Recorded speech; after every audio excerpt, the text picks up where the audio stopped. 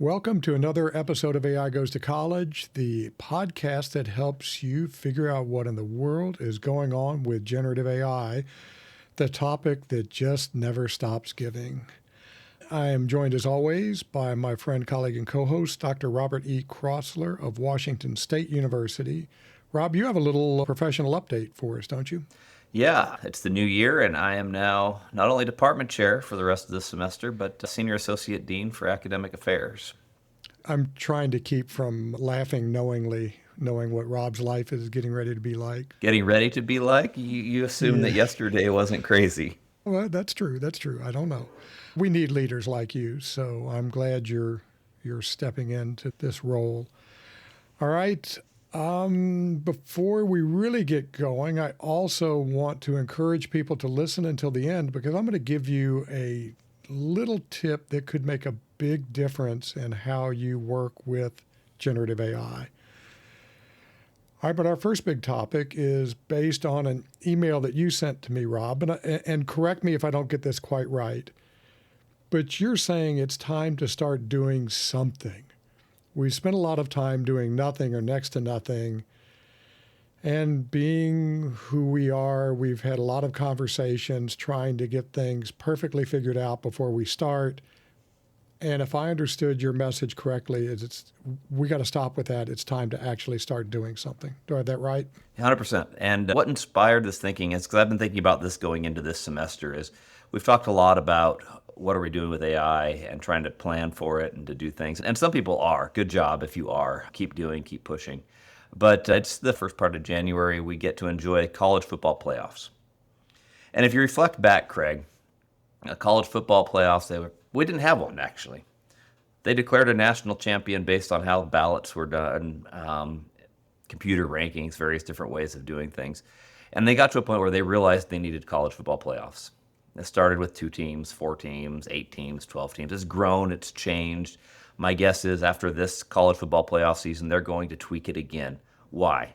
Because they decided that the way they were declaring a national champion wasn't perfect, wasn't working. A playoff was better. They implemented it. They didn't quite get it right, and they continued to make improvements.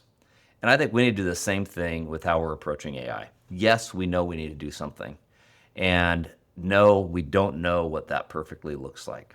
So following that lead of the college football playoffs and their iterative approach to trying to make it better and better and better, we need to do something similar, which is if it's in my classroom, start doing something. It may not be what your class is 5 years from now, but it will be better than not doing anything and waiting until you have it all figured out.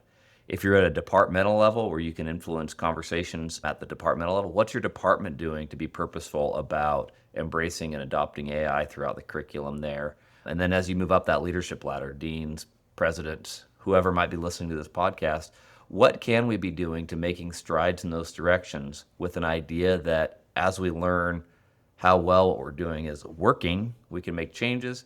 And the other thing that's going to happen is the world of AI is going to change on us as we advance in this as well. So even if today we absolutely had the right approach, tomorrow it might need to tweak a little bit as well as we adapt to what the world is doing. Absolutely. I'm glad you brought that point up because if you hadn't, I was going to. You know, these tools are constantly evolving. Their capabilities are getting better. There are ups and downs, but the trend is decidedly up. This is just going to be the way it is for the foreseeable future. And so I don't care. You can spend all the time you want. And even if you come up with something that's perfect today, it's not going to be perfect tomorrow. So, and we pretend that we always have everything perfectly figured out before we do anything. And that's never the case. Yeah, and I would argue that there are classes that knowledge of certain topical areas is still as crucially as important as it ever was. And as you look at AI and what you're doing today, it's how do you ensure that knowledge is being learned in a way consistent with the fact that AI is at everyone's fingertips, from a Google search where it gives you the AI summary to the writing tips that you get from Grammarly to just the temptation of, well, what does Grok have to say about this? It's there, and it's important that we learn how to critically think. It's important that we gain knowledge and so on and so forth. So it's going to be a moving target at some level, and pushing into it and doing something is going to help us to at least get closer to that moving target as we press into this. Do we really want to know what Grok has to say? I hear from my students that's their go-to AI Yeah. tool for asking questions. So we like it or not, I think it's in the world of what we have to be aware of. We pretend that we have things figured out and we never have to change classes, and that's just not the case. I mean, just in our time in higher ed, at least in my time in higher ed, I've seen it go from I didn't have a computer when I started my doctoral program to not having to carry change around to make copies of articles, to actually being able to use your ID card, which was a massive breakthrough, to not having to go to the library to do your searches, to not having to go to the library, period. And then we have all the internet stuff that came along, and it's just been one thing after another. I think generative AI is that on steroids. But we can take the same sort of approach, do something. Some of it'll work, some of it won't work. Fix what doesn't work, keep doing what did work, get started and fix it in the mix. But there are a couple of caveats there. One is, what do faculty do to the potential hit to their teaching evaluations and potentially to student learning? I think you're transparent about what you're doing and why, and talking with your leaders about the approach that you're taking and why you're doing it, I would hope gives you some cover to try and fail. It's the learning in the process and being transparent about it that I think every academic leader should be looking for in their faculty right now. So that's what I would encourage, is don't just go out on a whim and say this is what I'm doing, and I'm not having that conversation with those in my sphere who will influence those evaluations and those different things. And if you're paying attention to learning outcomes and what students should be learning, yeah, if you have a semester that's off a little bit, well, A, how do you make lemonade out of lemons? How do you adapt a little bit to ensure that they did learn? And then how do you do it different next semester to fix what didn't work this semester? Yeah, it's a tough problem. And I agree with what you're saying. I worry that the reality on the ground is very different for a lot of people. You're an administrator who understands all of this. I was an administrator who was willing to take on smart risks and accept that risks sometimes come to be. But that's not always the case, and I'm not even sure that's the norm. I think it sounds like it is at Washington State. It certainly is the norm at Louisiana Tech, but it hasn't been other places I've been. And so I would encourage faculty to not let that make them the deer in the headlights and just freeze, but to acknowledge that that risk exists. Keeping your department chair in particular informed is a good start, because often department chairs are experienced academics and they may help you avoid some potential problems. It's like, yeah, you might not want to do that. Maybe you can scale it back a little bit, or maybe you can figure out a way to where it's not going to affect the student's grades if it doesn't work. Or we've all done these kinds of things that haven't worked and have figured out ways to mitigate the problems. It also does give you a little bit of cover if the evaluations are not so great. I would also encourage faculty to be a little bit prudent about what they share with students. So you and I are in fairly privileged positions where we've been around a while, we're male, I'm certainly older, but I've heard from a number of faculty who are in other circumstances that if they admit that they don't know something or they're going to try something that might fail, it absolutely comes back to bite them. Where you or I can get away with it and say, hey, look, you try stuff, sometimes it works, sometimes it doesn't, and they accept that from us. They may not accept that from others. It's not fair, but I think that's a reality of the world. Have you experienced anything similar or different? Or No, I actually have seen a lot of students that like the transparency and to know that the faculty are figuring this out with them. So at some level, I think being honest that, yes, you're figuring this out, we're figuring this out too. It is the paradigm changing sort of thing where no, we don't have all the answers, but we have seen new technologies come and go. Here's what we've learned from the past. Here's how we've learned it. I think including students in those conversations is preparing them for exactly what they're going to do when they enter the workplace, which is figure out new technologies, whatever those might be.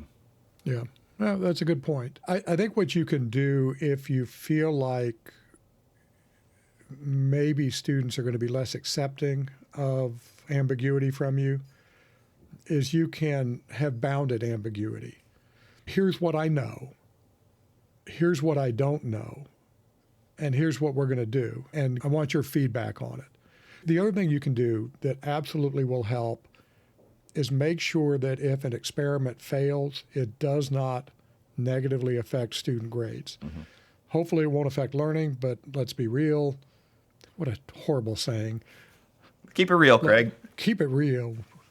My favorite Chappelle sketches when keeping it real goes wrong. But the thing that students really care about are their grades. I've always had a policy that if I tried something new and it didn't work, I might give everybody all the points for that assignment. And students seem to be a lot more accepting if they know that they have that sort of cover. So that's something to think about. Also, I don't know that I would massively change how I'm doing my tests right now until I figure this out. I mean, I might change the modality, doing face-to-face or something like that, but I don't know that I'd go so far to try to completely redo how I think about learning assessment for big stakes assignments. That's the kind of experiment that could go, if it goes wrong, could go horribly wrong. You're absolutely right. We've got to get started, or we're going to be having these same conversations a year from now, 2 years from now, 3 years from now. Now's the time to learn, but I do think you can be prudent about how you do these experiments. Feel free to email us. It's rob.crossler@aigoestocollege.com or craig@aigoestocollege.com. And we're happy to bounce ideas back and forth with you. To quote Animal House, it don't cost nothing. Well, and what I'll add to what you just said, Craig, 'cause I think that's all great, is I think this is why tenure is important. And I know every institution is a little bit different with tenure, and there's some changes happening at different states at that level. But if you have tenure, this is your chance to lead, and why you're given the protections of tenure is to be the thought leader and to have that academic freedom to do that. If you're an assistant professor at risk of your tenure and those sorts of things, I think the conversation might be a little bit different because those risks are very real. But I honestly believe why tenure exists is so we can take some risks and lead through changes in the world and in society. Absolutely 100% spot on. This is a time for senior faculty to step up. Because the reality of it is, if we get bad evaluations, as long as it's not a consistent thing and it's not so bad that it triggers post-tenure review, it's okay. If you're a third or fourth year assistant professor who's getting ready to do the final push to tenure, you don't want to have a semester or two with awful evaluations. And so you got to be smart. Mm-hmm. Got to be smart. 100%. So I'm a little worried I've gone politically non-correct by citing Chappelle and Animal House, but, I don't know. That's what people listen for, Craig. Well, I've got tenure. So get started. But we really are genuine in our offer to help you figure some of these things out. We enjoy having these conversations. We have them all the time, but feel free to email us. Yeah. So, Craig, I found it interesting what you said about not punishing students with grades based on the newsletter that went out about a week ago about the grade economy. And it seems like that suggestion pushes into the grade economy, but yet you called for an end to the grade economy. Can you tell us what you mean by the grade economy and how all of this plays together? I can, in fact, tell you what I mean by that. So an economy, I'm going to way oversimplify, so those of you who are economists, please don't be too hard on me. But one of the things that occurs in an economy is transactions. You have something I want. I've got something you want. We exchange that. Often it's money for goods. We do that every day. We do that constantly. Exchange one thing for another thing. And we've created an environment where students trade effort for grades. So effort is the currency, the grade is the good, is the product. They feel like I put in this much effort, I should get this kind of a good for it. I should get this kind of a grade. And if I operate under that sort of a logic, then the smart thing for me to do is to minimize the amount of currency I give for the product. I just bought my wife Tracy a new vehicle. It's really nice, by the way. But the local dealer here had a really high price, so I looked around and I ended up driving almost 3 hours to buy it for 10 or 12% less. Why would I do that? Because I'm trading currency for a product. And so if we look at what AI can do from that perspective, then it makes sense for students to use AI in ways that minimize the amount of effort they put into getting a certain grade. And I know I've ranted about this before, but have not gone into it in much depth. So students are being perfectly rational under that sort of a logic. And we've created these conditions. We've done it, and not just us. I'm actually doing some research in the history of grades, and it goes back into at least the 1800s. But we've made it worse during my time as an academic.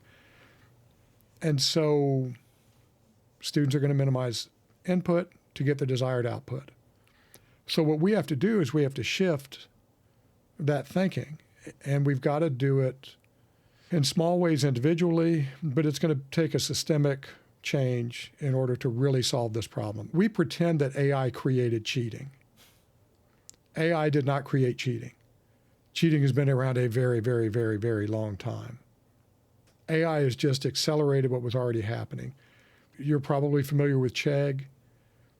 You know, any assignment out there, you can go pay a little bit of money, you can get it done through Chegg, submit that, and you're good to go. Well, and what I would say about AI, and I struggle with it being considered cheating, is with Chegg, it's finding the questions with the answers right there. You claim them as your own. With AI, it is, I've got these problems, I go interact with the AI, and it helps me to come up with a written solution to those problems, which may be brand new problems that I'm not copy and pasting. And if I were to do that in the workplace to help me come up with a solution, assuming I put the work into it to find good solutions, that's not cheating, that's called being efficient. And so I do think the nature of what is cheating is changing, because so much of human interaction with these technologies is that. And I struggle with even calling that cheating. I don't disagree with any of that, but I would also point out that a lot of what students are doing is pasting a question into ChatGPT and then copying and pasting the answer, which is cheating. Mm-hmm. But my point is, we've created the conditions that have incentivized that, and that's what we've got to change. We can chase the cheating all we want. We've never solved cheating 100%. We're never going to, especially not in online classes and less structured environments. And the problem is that this grade economy is unnatural. When we're kids, we learn because we want to do something. When I was trying to play basketball, I worked really hard. I got most improved player one year because I was pretty clumsy and crappy when I started out, and I worked really hard on all the drills and ended up being a lot better player by the end of the season, not because I was getting a grade. I didn't get a grade for that. It's because I wanted to be better. You've got a child who's a fabulous musician. Maybe they need prodding to get started, but once they get into it, they're internally motivated and they do it. They're not going to want to say, hey, AI, play this guitar for me. Oh, look, now I can play guitar. No. And so we've got to do something that feeds into that natural desire to learn. And Craig, I think those students still exist. I think many students have a natural desire to learn, but what they see are those that find the shortcuts and see how they're finding a lot more free time in their day or various different things because they press into faster, easier ways to do things. And even those who are motivated to want to learn eventually are drawn towards doing things in a way that maybe they wouldn't in a world where there wasn't those comparisons. Well, especially if they don't see the point of what they're doing. Mm-hmm. I mean, I think that's a big part of it is if it's just busy work, then why should I put a lot of effort into it, even if I am motivated to learn? I saw this in my doctoral students versus undergrads. So, and I'm sure I've talked about this before, but in my doctoral seminars, I encourage them to use AI. I show them how to use AI. They use it a lot. They tell me how they're using it, but I also kind of don't give grades. I mean, I assign a grade at the end of the term, but when they hand in papers, I don't put a numeric grade on the paper. I don't do it. I said, look, here's where you were really strong. Here's where you were weak. Here's how you can, make these arguments stronger. I give them feedback, and they're internally motivated because they want to learn how to be good scholars. The undergrad class with 80 or 90, 100 students, that kind of thing goes out the window a little bit. And so I'm a lot more concerned about students using AI in ways that actually hurts their learning and prevents skill development. And so we've got some big, heavy work to do here, we being higher ed in general. But I think to your earlier point, it's time to get started on it.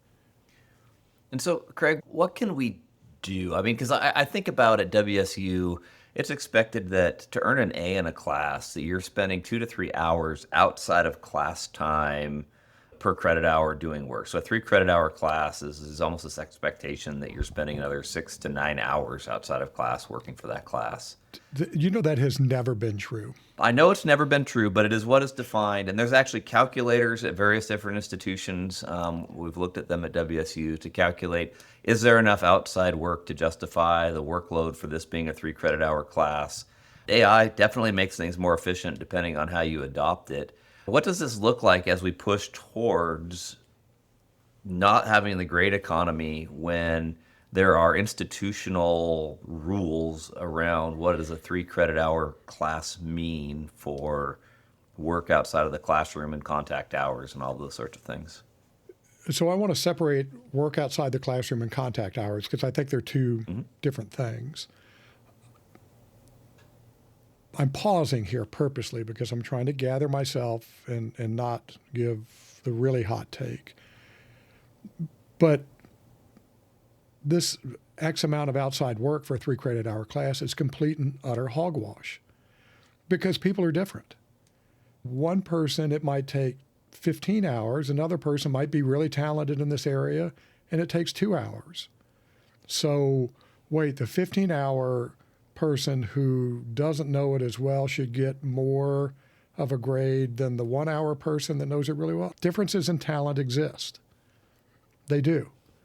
I think we just need to, again, this is a role of senior faculty. We need to be vocal in pushing back against that kind of administrative nonsense and pushing back against accreditors. I mean, accreditation has its place. I used to be an ACSB peer, whatever they call it, peer review team. Reviewer, that seems redundant. So it has its place and it can help schools be better, but it goes too far a lot of times. And so I think we need to push back. I've always pushed back against targeted GPAs for a class. So wait, Rob's a great teacher, teaching intro to information systems, and I'm a crappy teacher, and Rob's such a good teacher that all of his students get A's, and half of my students get D's, and Rob gets in trouble. Yep. If somebody's giving away grades, solve that problem. Right. So should we change the focus then to talking about, in an individual class level, what do we hope the students know at the end, and how do we go from A, where they started, which everybody's A is going to be different, to B, what is it that we wanted them to know at the end? And if you can demonstrate B, then you've learned what it is you should have learned in this class. And then we stack that to be able to say, this degree should be able to have this variety of things that students have learned, and that demonstrates they have earned the degree associated with the major. You've hit on what we ought to be working towards, and that's demonstrations of learning, demonstrations of capabilities, of knowledge, whatever label we want to put on it. I don't even want to say learning, because learning is going from point A to point B. And what we really want to do is know how well they got to point B. And you can do that in a lot of ways.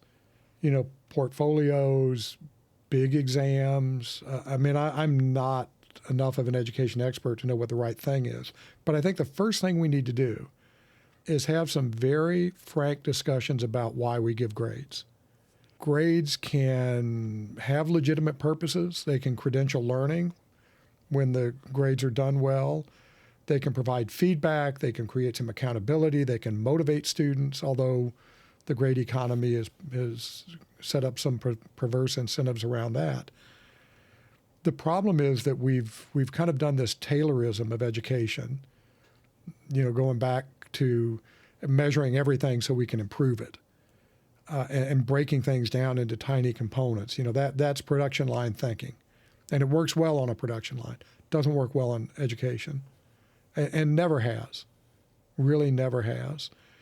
And so we get points for participation, attendance, for doing the reading. So learning becomes secondary to the accumulation of points, and that's what we've got to change. I think about how music works. You learn, you perform a piece, somebody judges how well you perform that piece. If you're really good, you get the job. If you're not, you don't. I'm oversimplifying, of course. But when I was playing basketball, I got to be a starter because I was a better player than the guy that was a starter before me. That's what we need to be working towards, and get rid of this production line mindset. Yeah, we've got this mindset that which gets measured is what gets done. And so if I want you to show up, I'm going to measure showing up. If I want you to participate, I'm going to measure participation. If I want you to read the textbook before you come to class, I'm going to measure reading the textbook before you come to class. Whereas at the end of the day, what we care about is, do you know the things that you should know from this class? And using your basketball example, you yourself said you were clumsy and not naturally talented at basketball, and you worked really hard to become a starter. I'm willing to bet there was somebody on your team that they were just born very good at basketball, and they didn't have to work nearly as hard as you did, and they were a starter. Right. Yeah, absolutely. And we're going to see that in our students as well. There will be some that just naturally get it, whatever that topic is, and don't work as hard as the person who says, I really want to know how to work with databases. And so they throw themselves into that, and both got to the same level of demonstrated knowledge, but it took one longer to get there than the other. Yeah, the world ain't fair, right? Talent is not evenly distributed, although pretty much everybody's got talent in some areas, but it just may be in a different area. We really need to think hard and have a lot of difficult conversations about what grades are for. One of the ones I'm going to push back on big time is grades for sorting. In the pre-call, we were talking about doctoral student admissions. By the way, if anybody's interested in pursuing a PhD in information systems, both Washington State University and Louisiana Tech University have fine programs. I would encourage you to get in touch. But we use grades to sort. Mm-hmm. Employers do that. You've only got a 3.48, we've got a 3.5 cutoff. What kind of nonsense is that? Okay, maybe if you've got a 2.2, maybe that says something. And I know as a pragmatic matter, we have to have some way to sort. But I don't know. Are we letting the measures drive what we're doing instead of trying to figure out how to measure what it is we ought to be doing? Mm-hmm. That's the fundamental question.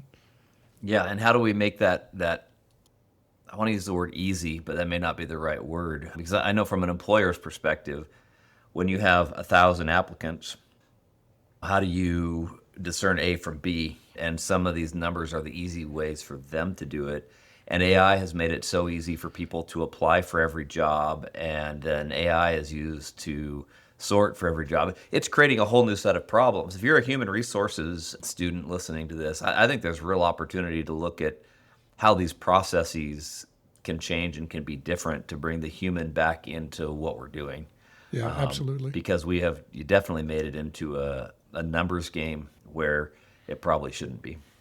And it amuses me greatly when employers complain about applicants using AI when they've been using AI for, what, at least 20 years for applicant selection. So, yeah, I kind of don't want to hear it. Mm-hmm. Usually, if I point out a problem, I try to have at least a start on a solution for it.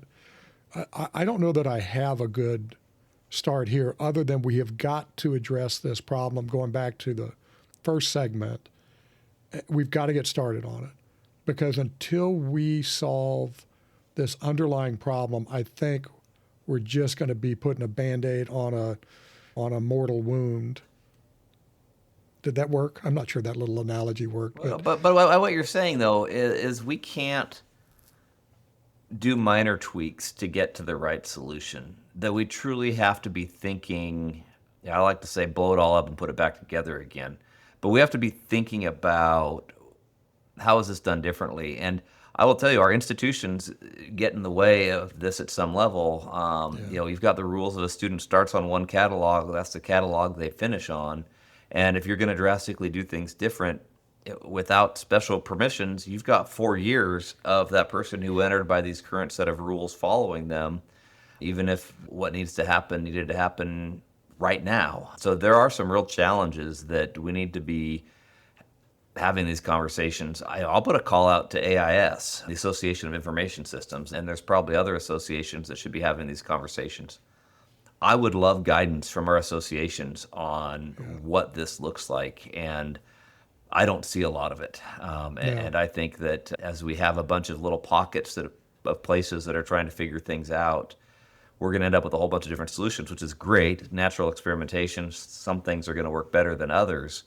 But at the end of the day, the power of our associations to help guide institutions to getting this right will be a whole lot better than a bunch of individuals fighting against the status quo or the inertia of the way things have been. yeah, absolutely. We need collective action of some sort. AI has exposed the fundamental flaws in the system. I mean, it really has. That's what my view is, at least. The system is not working now, and it's going to take big change. I mean, I think this could ultimately be a very, very good thing for higher ed, where we end up being much better at what we should be doing than we have been for the last few decades. So, okay. Sorry, I've got myself worked up here. Breathe, Craig, breathe. In through the nose, out through the mouth. So, anything else on that? I think I've ranted enough. No, I think we got a little excited today, Craig. I did. Got a little pumped up. But seriously, start talking about this. Start with your colleagues, and don't just make it a whining session. Start to see the possibilities of what could be. All right, let's go from that big esoteric conversation to something eminently practical. Have you explored Chrome Split View? Yes, I actually like it a lot. I do split view on my Windows all the time, but this does it naturally inside of the browser, which makes things a lot more convenient. So what is split view, one might ask? Well, it's really cool. It does what it sounds like. So we've done this with Windows. This is one of my irritations about the Mac is it does not arrange windows as well as Windows does. But, you have one application open on the left, another application open on the right or top and bottom, and you work across those applications. Well, Chrome and Edge both have that built in where you can select a tab and then right-click on a second tab, go down to, I'm going to have to walk through it so I get it right, New Split View. It'll bring up a context menu, New Split View with a current tab, and then those two tabs will be side by side. And it doesn't sound like it's that big a deal, but holy moly, if you're working with AI on a document, it is amazing how much friction that gets rid of to just have those two views side by side. So I do this all the time. I'll have Chrome open, I'll have Claude, and I use Lex.page, but you could use Google Docs or whatever you use to work on a document. It's just It sounds simple. It is amazing how well it works. And like I said, Edge, I can't walk you through how Edge does it, but Edge has the same sort of thing. Yeah, what I think is really cool about that, Craig, is as a Copilot user, Microsoft Word does that for me with Copilot baked into where I have Copilot on the right and my Word document on the left, and it's just part of Word. But what this does is it gives you, the user, more granular level control over which AI you want to be using within which text editor. I mean, you could even open up your Office 365 Word document with Claude on Yeah. the right, doing the same sorts of things. So you're no longer stuck in if I want to be Microsoft, I have to be Microsoft. You truly can pick the tool that you want to use, whether it is that text editor or the development tool if you're writing code or whatnot, and put those things side by side, assuming that they can run in Chrome. Yeah, absolutely. I have a question for you. Mm-hmm. This is off script. I do the same thing with Gemini and Google Docs Mm-hmm. that you were talking about with Copilot and Word. It doesn't seem like Gemini is as good in that context. And I don't know whether it's just me or if it's really not a full model that's running inside of the application. Have you noticed any differences? I find it works really well to use Okay. Copilot right in there. And then it will rewrite paragraphs for me, or it'll take what it's done and paste it in my document, and then I can edit on it. It creates some nice iterative processes of being able to write. Great. All right. Good deal. But if you haven't tried this Chrome Split View or Edge Split Screen, or what I think it's called Split Screen and Edge, I really would encourage you to do it. It's a small thing, but it's really helped my workflow. All right, Rob, anything else? No, Craig, I think we've given a lot of information and hopefully people take action with what we've talked about. And Craig mentioned if you want help to go ahead and reach out. The other thing we would love to hear is if you've tried something or planning on trying something, let us know. It would be great to hear how our listeners are taking what we're doing and putting it into action, as together we can change the world of higher education Absolutely. one decision at a time. Right. And you can do that by going to aigoestocollege.com and using the contact form that you'll see down at I think it's the bottom right-hand corner, somewhere on the webpage. Or you can email rob.crossler@aigoestocollege.com or craig@aigoestocollege.com. All right, so nothing else? No, I'm good. Okay, we'll see you next time on AI Goes to College. Thank you.